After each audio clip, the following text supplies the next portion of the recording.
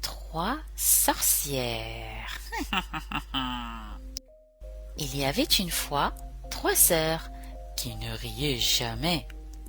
L'une s'appelait Scoliose ou Scoli parce qu'elle était un peu tordue. La deuxième s'appelait Squelette ou Skelly parce qu'elle était aussi raide, petite et laide que le cadavre desséché d'une souris embaumée par des Égyptiens depuis 40 siècles. Et la troisième, Scory ou Scory, parce qu'elle trouvait ce nom affreux, tout à fait à son goût. Comme elles s'ennuyaient, elles décidèrent de fonder une association qu'elles appelèrent 3S. S comme Scully, Skelly et Scory bien sûr. S comme sœur, mais surtout S comme sortilège, strychnine et séquestration, ou comme serpent, soupiraux et sépulture, ou scorpion, sarcophage et sanglot, ou encore salissure, scolopendre et scarabée, ou même subjonctif, satisfaisant mais peut mieux faire, et suppositoire. Personne ne les voyait jamais. Tout le monde en avait peur. Le maire avait même décidé que le bus scolaire ne devait pas s'arrêter à proximité de leur maison. Ce qui n'était pas très malin, car les enfants du voisinage étaient obligés de marcher un bon moment à découvert pour rentrer chez eux. D'ailleurs, ils ne marchaient pas, ils couraient. Un après-midi, alors qu'elles observaient les enfants du haut de leur colline, les trois sœurs en remarquèrent deux qui ne couraient pas. « Ces deux-là sont terriblement mignons, non ?» chuchota Scully en faisant la grimace. « Si on les transformait en poux? Et si on les mangeait ensuite ?» dit Skelly. « Regardez-moi ça! Ils se tiennent par la main! C'est incroyable !» murmura Scory. « Donnons-leur une raclée! »« Écoutez-moi ça !» continua Skelly. « On les entend rire d'ici, ça me dégoûte !»« Allons-y !» dit Scully en crachant par terre. Elles se précipitèrent sur les deux enfants, les enveloppèrent dans des couvertures avant même qu'ils s'en aperçoivent, les ligotèrent et les emportèrent dans une brouette. Arrivées chez elles jetèrent les deux enfants sur un divan et se mirent à leur poser les questions qu'elles se posaient depuis toujours, en se cachant pour ne pas trop les effrayer avec leurs yeux qui semblaient prêts à sortir de leurs trous comme des crapauds gluants. « Premièrement, » dit Skelly en se retenant à peine de vomir, « pourquoi êtes-vous si gai? À quoi ça sert de se tenir la main ?» gémit Scory. « Qu'est-ce que ça veut dire de bonne humeur ?» demanda Scully. « On ne peut pas répondre à des questions quand on est ficelé comme des rôtis, » dit la petite fille calmement.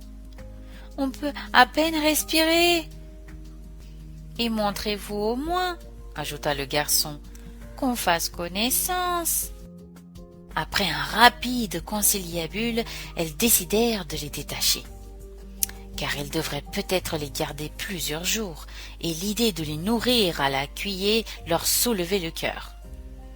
Lorsque les enfants les virent, ils trouvèrent Scory vraiment drôle, avec un regard furieux.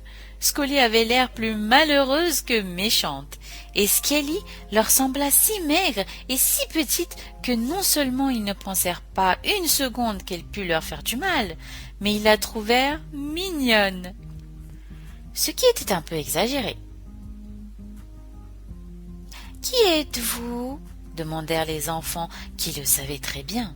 « Les 3S » s'écrièrent d'une seule voix Scully, Scory et Skelly. « Ah bon? On a cru un instant que vous étiez des sorcières » plaisantèrent les enfants. Les trois sœurs se regardèrent, interloquées, puis se mirent à rire bruyamment. Elles s'arrêtèrent aussitôt, car elles avaient mal aux côtes et aux mâchoires. C'est la première fois qu'elles riaient depuis qu'elles étaient petites. Le calme revenu, les enfants se présentèrent, Didi et Lolo. Ensuite, ils réclamèrent un goûter, comme s'ils étaient chez leur grand-mère. Elles acceptèrent, impatientes de connaître les réponses aux questions qu'elles se posaient depuis toujours. Elles se rendirent à la cuisine. « Je vous ai vu rire, » dit Skelly. « Vous avez dû attraper la rigolade. Je crois que c'est contagieux. »« Tu as ri aussi, » dirent les deux autres. « C'est bien ce que je disais, c'est contagieux, » dit Skelly. Comme elles n'en avaient jamais préparé de toute leur vie, le goûter fut un peu bizarre. Il y avait des biscuits à la rose et au citron, du jus de tomate sucré, des scones à la pomme de terre et d'autres choses bien plus étranges encore. Ensuite, elles posèrent pour la seconde fois leurs questions. « Eh bien, » dit Lolo, « on se tient par la main parce que... » Et il se mit à rire. « Oui, » dit Skelly. Les deux enfants se regardèrent et se mirent à nouveau à rire. « Mais pourquoi êtes-vous si joyeux à la fin ?» explosa Scori. « Parce que le goûter est bon, » répondit Didi.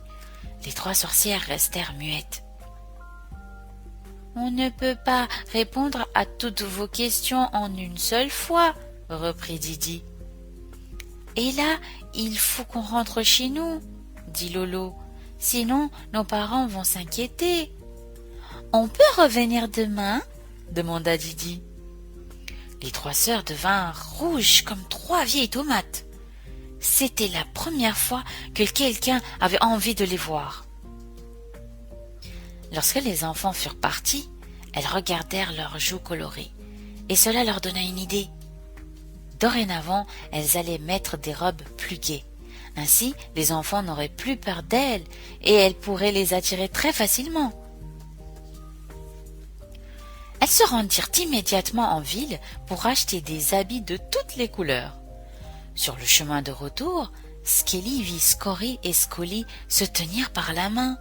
« Qu'est-ce que vous faites ?» s'écria-t-elle. « Vous êtes folles ?»« Oui, » dit Scori, « on est folles !»« Comme toi !» hurla Scolly. « Espèce de vieux cornet de glace !»« Cornet de glace toi-même, vieux sapin de Noël !» dit Skelly. Et toutes les trois éclatèrent de rire, mais cette fois en 1000 morceaux, ce qui arrive malheureusement quand on ne rit pas assez souvent. Et comme c'étaient de vraies sorcières, les morceaux se recollèrent, mais pas exactement comme avant. Leurs bouches se mirent à l'envers et elles riaient tout le temps.